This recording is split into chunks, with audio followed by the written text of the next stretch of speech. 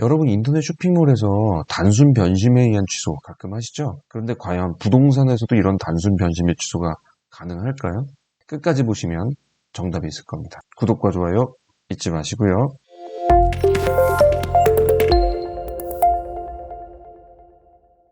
안녕하십니까. 속속TV 박병희 중개사입니다. 오늘 나눌 내용은 이 부분인데요.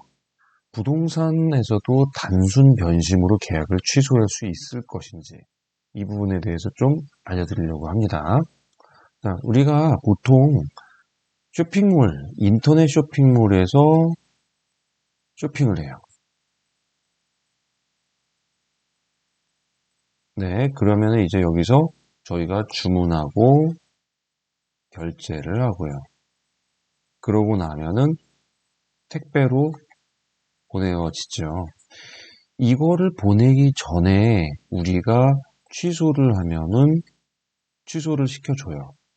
그런데 만약에 택배가 보내진 다음에 취소를 하게 되면은 이 쇼핑몰은 부축의 택배 비용을 어쩔 수 없이 납부하게 되잖아요. 그러니까 이때 이 취소는 택배비 왕복이죠. 왕복, 다시 돌아와야 되니까. 그래서 왕복 택배비를 지급하면은 거기서 취소시켜주는 게 일반적인 상식입니다. 그래서 우리나라 사람들은 많이들 이렇게 택배하면서 바로 취소해버려요. 아니면요. 그런데 이게 부동산에서도 가능한지 그거를 한번 알아보려는 거예요. 근데 이제 이게 두 가지 방향으로 있어요. 자, 먼저 첫 번째 한번 보여드릴게요. 매매를 한번 해보겠습니다. 매매요. 그러면 매도자가 있고요. A라고 할게요. 그리고 매수자 B가 있습니다. 네. 그래서 매매 계약을 했어요.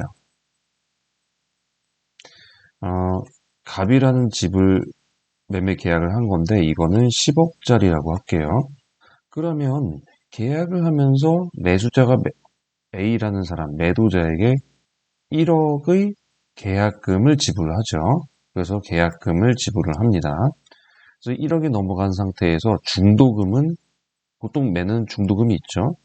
중도금은 몇 월 며칠자까지 한 2억 정도라고 얘기를 할게요. 그리고 잔금이 7억입니다. 자, 이 상황에서 계약금만 들어간 상황, 이 상황에서는요, 매매도 계약을 취소할 수 있어요. 이런 취소를 갖다 우리는 계약 해제라고 합니다. 그냥 내가 변심이에요. 내 싫은 거예요. 하기 싫은 거예요. 그럼 계약 그냥 안 해버릴 수 있어요. 대신에 계약이란 건 사적 계약의 원칙 때문에 이거를 단순하게 그냥 변심으로 보진 않고요. 위약금 쪽으로 이 1억을 B가 해제를 하면은 몰수, 그리고 A가 해제하면은 1억은 받은 거잖아요. 그러니까 자기 1억을 돌려줘서 2억을 돌려주는. 그래서 배액 상환을 하게 되는 게 일반적인 논리입니다. 그런데 중도금이 넘어가면은 해제가 안 된다고들 많이 알고 계세요. 근데 아니에요. 중도금이 넘어가도 해제는 가능해요. 우리가 계약의 이행이라고 하거든요. 계약의 이행이 돼버리면 아까 같이 택배가 넘어가는 거 계약을 이행한 거잖아요. 그런 것처럼 계약의 이행이 들어가면은 우리는 그때부터는 계약을 마음대로 취소는 못해요. 내 마음대로. 반드시 상대방의 의견을 갖고 합의를 해야지만 해제를 할 수 있어요. 그렇기 때문에 계약이 이행된 중도금이 지급이 됐다 할지라도 예를 들어서 B가 계약금을 지급했는데 도저히 이거를 살 여력이 안 되는 거예요. 예를 들어 중간에 뭐 세금이 너무 많이 올라서 못한다든지 갑자기 그 취득세 중과에 걸렸어요. 뭐 이러면 그럴 수 있잖아요. 근데 A도 보니까 자기 집값이 오른 거예요. 그래서 안 팔고 싶어. 그러면 이제 합의 해제해 줄 수 있잖아요. 중도금이 넘어갔어도. 그러면 그때는 손해에 대한 손해배상이겠죠. 이 배상액만 지급해 주면은 보통 해제가 가능은 합니다. 다만 상대방의 의견과 상대방의 동의가 있어야겠죠. 그런데 이 손해액이 너무 다 크다 보니까 네, 손해액이 너무나 크다 보니까 잘 안 할 뿐입니다. 자, 그러면 좋아요. 우리가 위약금을 내고 취소할 수도 있고 할 수 있어요. 근데 이거는 어디까지나 이 논리는 당사자 간의 논리예요.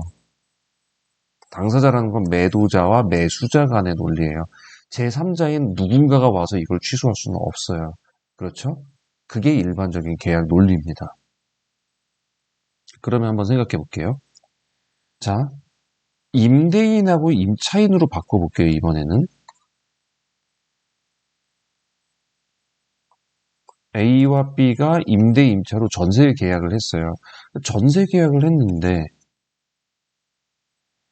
해보니까 A가 좀 잘못한 것 같아요. 그래서 해지한다? 전세 계약금, 이 사람이 받았을 거 아니에요, A가. 그러니까 계약금을 100 상환하면 끝입니다. 그렇죠? 전세는 중도금 거의 없어요. 대부분 안 합니다.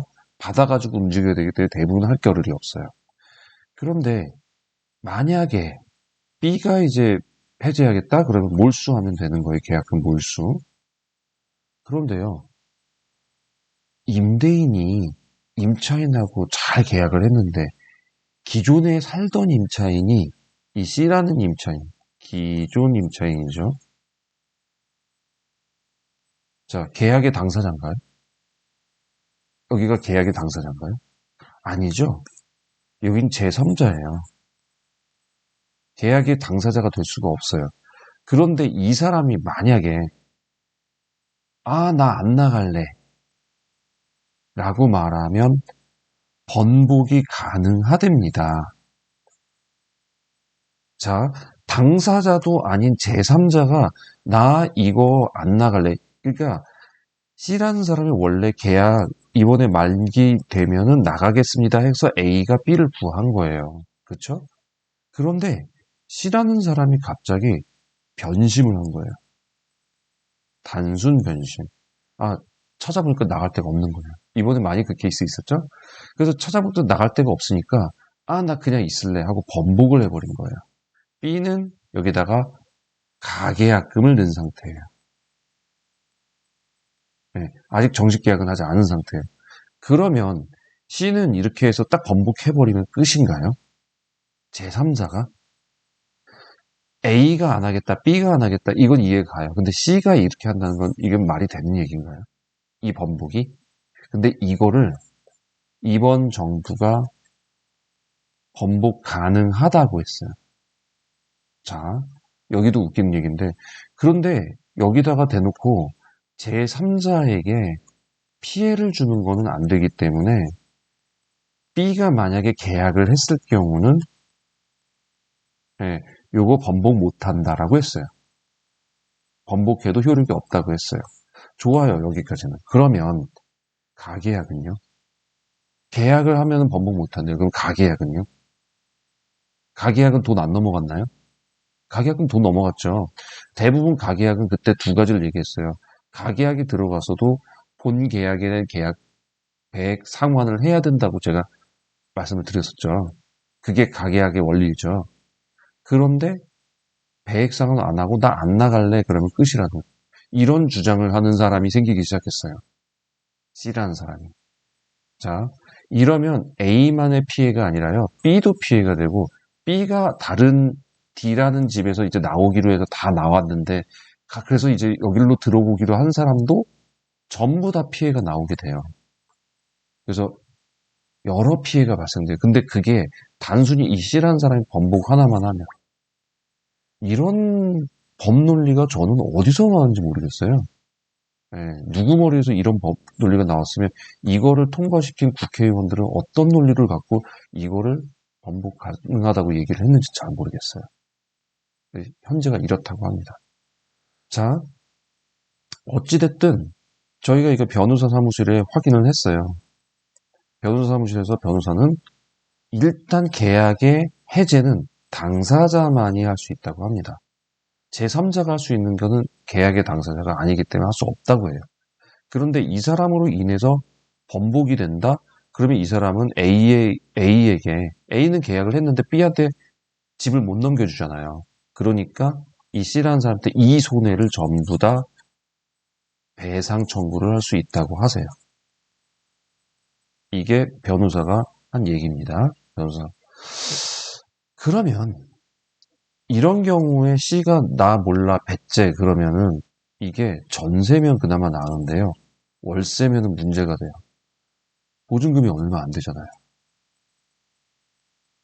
그래서 지금 이런 문제가 자꾸 속출이 되고 있어요. 실제로 기존 임차인이 나간다고 했는데 갑자기 말 바꾼 사례들이 계속 일어나고 있어요. 요새 이런 문제가 많이 발생돼가지고 여러분께 피해 사례 보호 방편에서 한번 말씀드렸습니다. 자, 저는 이렇게 단순 변심이 부동산 계약에도 될까? 저는 좀 이거를 안 해야 된다고 보는 사람 중에 하나예요.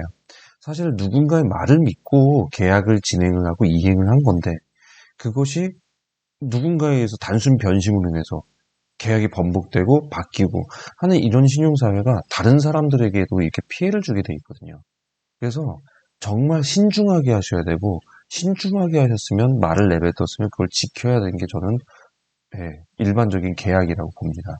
그래서 여러분 부동산에서 계약을 할 때도 정확하게 물어보고 정확하게 판단하신 다음에 정확하게 얘기를 하시는 게 좋아요. 대충 하시고 그냥 슬금슬금 넘어가다가 요새는 상당히 문제가 되는 경우가 많고요.